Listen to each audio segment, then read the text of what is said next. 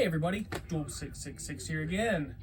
Got another update for you guys here. I know you've been waiting patiently. It's gonna get right into it. You guys know that I haven't been drinking alcohol, but still been getting down on these non-alcoholic brews. So cheers everybody. Glug, glug, glug. Okay, let's get into it, guys. First one here is a dollar store pickup. This is the Girl in the Crawlspace. Weird, slashery, sort of, really underwhelming effort though. Tries to be psychological, but I feel like it just kind of flops completely. This was not very good, but yeah. The Girl in the Crawlspace. I have gotten some other releases from this Wash TV releasing, that's Western action sci-fi horror. And they were good, but this one kind of, like I said, flopped a bit. There it is, though. The Girl in the Crawlspace. Okay. Moving on, we have some other slashery goodness. This is Asylum from 2007. This is like a ghost story, abandoned buildings, slasher sort of thing. The ghost comes back and manifests as a physical being and starts killing everyone. So this was actually pretty good. Not great or anything, but, you know, an MGM release, so it's not bad at all. I enjoyed it thoroughly. There's Asylum. This one here is also an MGM release, starring Mira Sorvino and Oliver Martinez. This is Angel of Death from the early 2000s, 2002. It's kind of more of a crime drama feel to it. It definitely has a giallo European element to it, but still manages to deliver a slightly slashery sort of vibe as well. It was pretty damn good though. I liked Angel of Death. A lot drier than most slashers, but I liked it. Got a really cheesy couple slashers here now. This one is Wreckage, junkyard slasher. Really, really fun, cheesy stuff. Phase 4 films have always been hit and miss for me. This one was actually pretty fun. Some good kills in it. I liked it. Wreckage. Dollar store pickup.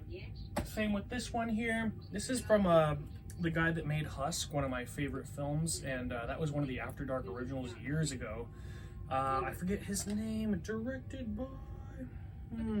it's gonna be hard to read. Directed by, I believe Brett Simmons is his name.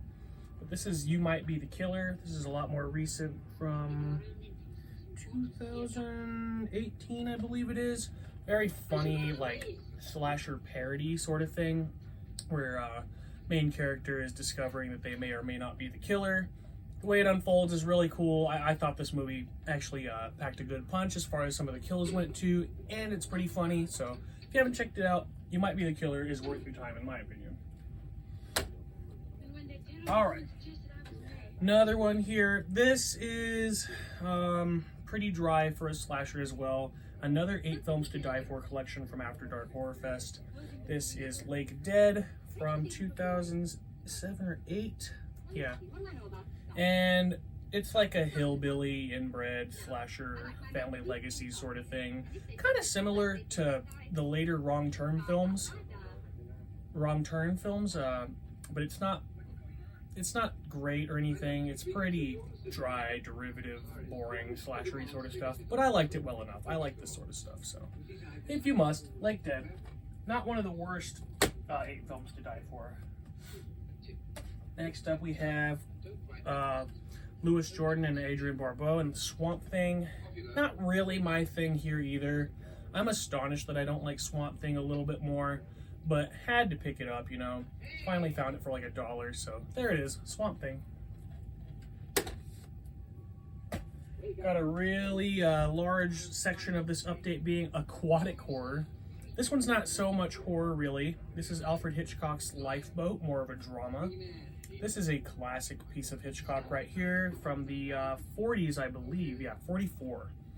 So it's got a nice little Nazi subplot and whatnot. This is a pretty damn good one, though. So, I mean, what can you say about Alfred Hitchcock? It's pretty much good all the time, in my opinion. Okay, gonna get into some shark movies, guys. This one's just got a sleeve. if you guys have been following me on Instagram, you've seen that I've been watching a ton of shark movies. This is Toxic Shark. This is really, really bad. Sci-fi original, I believe. You guys know how it is. Echo Bridge Entertainment releases tons of trash on physical format, and I'm always there to scoop it up. So there it is. All right, then we have Jaws 4: The Revenge. Easily the worst Jaws film for sure. I still really enjoyed it though. I like really, really cheesy movies, and this one just had it where it counted, in my opinion. I like that some of the the actors and actresses reprised some of their parts, and I had a good enough time with it after watching the other three. So there it is, Jaws 4: The Revenge. All right. Got one from 1969, I believe. I believe it's from 1969. This is the Trauma release of Shark. Samuel Fuller's Shark with Burt Reynolds. This is more of like an action-adventure sort of thing with a shark subplot. But it predates Jaws by quite a few years, and I was happy enough to discover it. It was fun. I'm definitely going to give it a few more watches.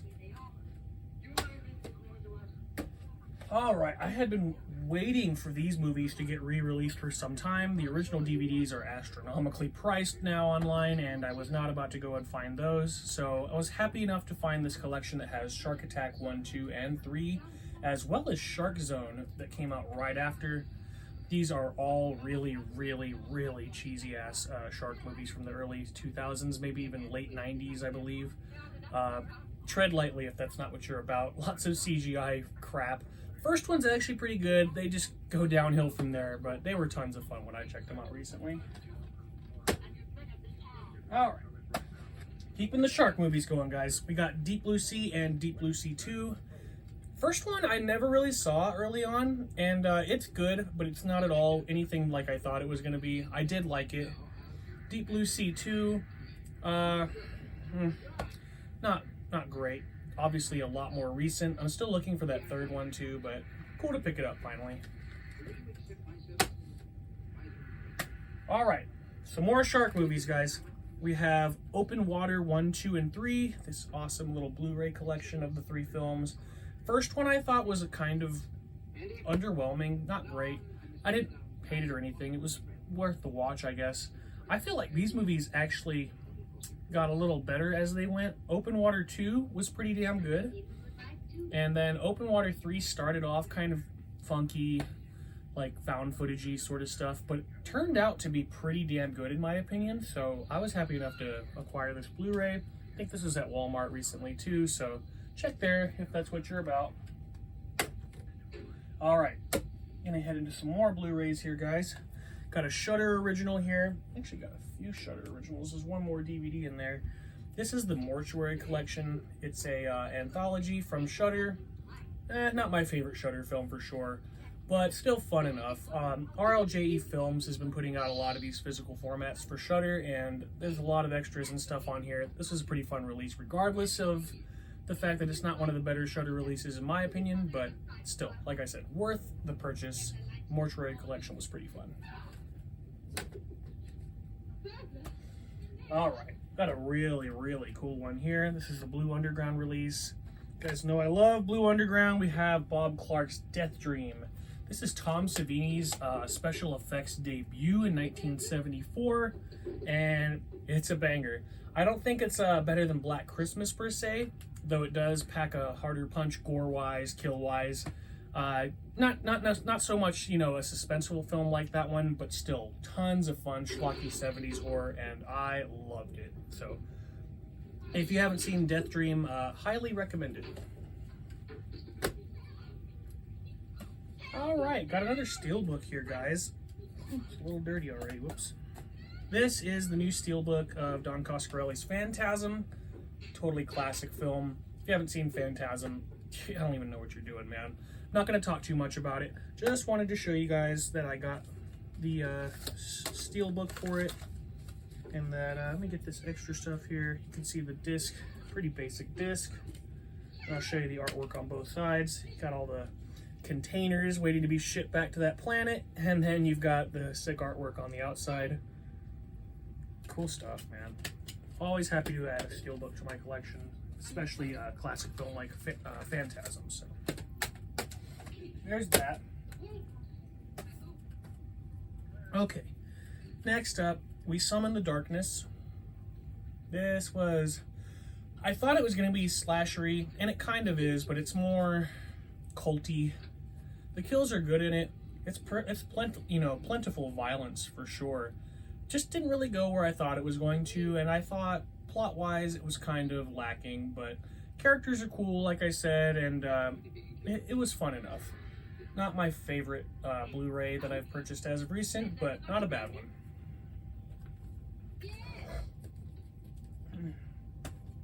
Okay, got a Scream Factory Blu-ray. This is the last Blu-ray in the update here. It's also got some cool artwork inside. Disturbing Behavior from 1998. Not at all what I thought it was going to be either. This is a very random pawn shop pickup for $1, and yeah, I had plenty of fun with it. Just kind of caught me off guard, I guess. Not really what I was expecting at all, but definitely worth checking out for sure. I mean, anything you find on Scream Factory is typically worth checking out. So there's that.